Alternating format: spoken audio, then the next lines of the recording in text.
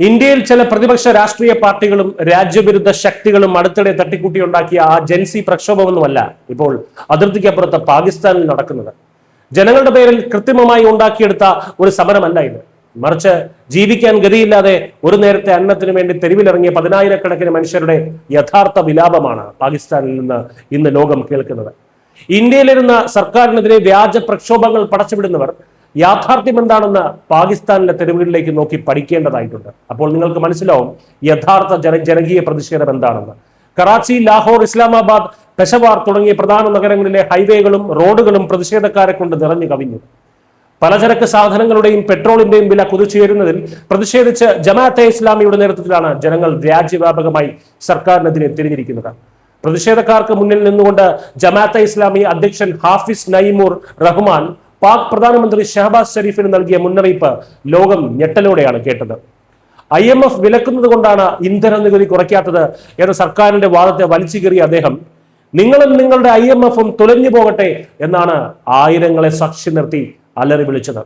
Petroleum ലെവിയിലൂടെ മാത്രം സർക്കാർ ജനങ്ങളിൽ നിന്ന് 8 ട്രില്യൺ പാകിസ്ഥാനി രൂപയാണ് പിരിച്ചെടുത്ത് കൊള്ളയടിച്ചതെന്ന് അദ്ദേഹം ആരോപിക്കുന്നു.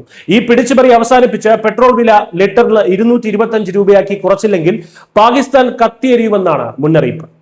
അമേരിക്ക ഇറാൻ സംഘർഷത്തിന്റെയും പശ്ചിമേഷ്യൻ പ്രതിസന്ധിയുടെയും പശ്ചാത്തലത്തിൽ മാർച്ചിൽ ആരംഭിച്ച ഇന്ധനവില വർധനവ് പാകിസ്ഥാനെ ഒരു സമ്പൂർണ്ണ തകർച്ചയിലേക്കാണ് തള്ളിയിട്ടിരിക്കുന്നത്.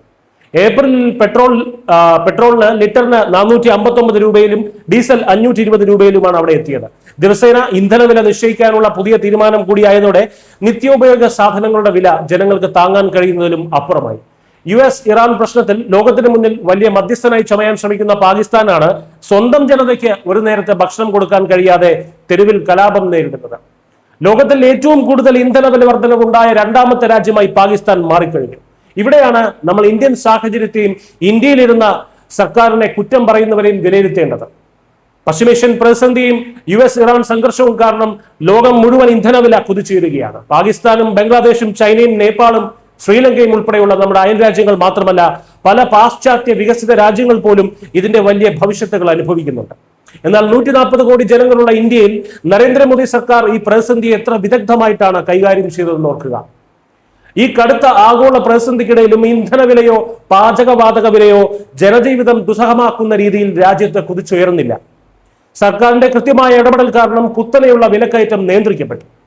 യുദ്ധകാലത്തുണ്ടായ ഗ്യാസ് പ്രതിസന്ധി പോലും എത്ര വിദഗ്ധമായിട്ടാണ് കേന്ദ്ര സർക്കാർ നേരിട്ടത് എന്ന് നമ്മൾ കണ്ടതാണ്.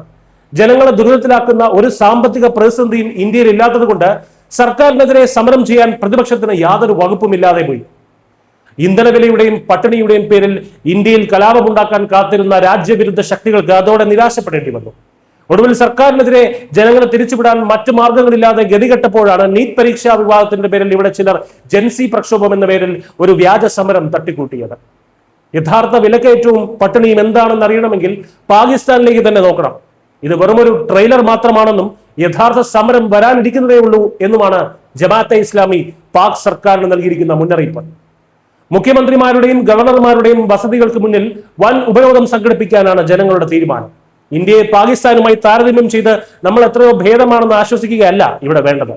മറിച്ച് ലോകം മുഴുവൻ വലിയ സാമ്പത്തിക മാന്ദ്യത്തിലും വിലക്കയറ്റത്തിലും കത്തിയെരിയുമ്പോഴും ഇന്ത്യക്കാർ എത്രത്തോളം സുരക്ഷിതരാണെന്ന് തിരിച്ചറിയുകയാണ് വേണ്ടത്.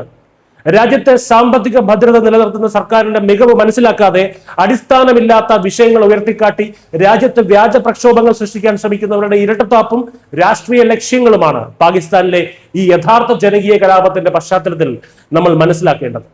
യഥാർത്ഥ പ്രതിസന്ധി എന്താണെന്നും തട്ടിക്കൂട്ട് പ്രക്ഷോഭങ്ങൾ എന്താണെന്നും തിരിച്ചറിയാനുള്ള വിവേകം ഇന്ത്യൻ ജനതയ്ക്ക് ഉണ്ടായേ തീരുന്നു.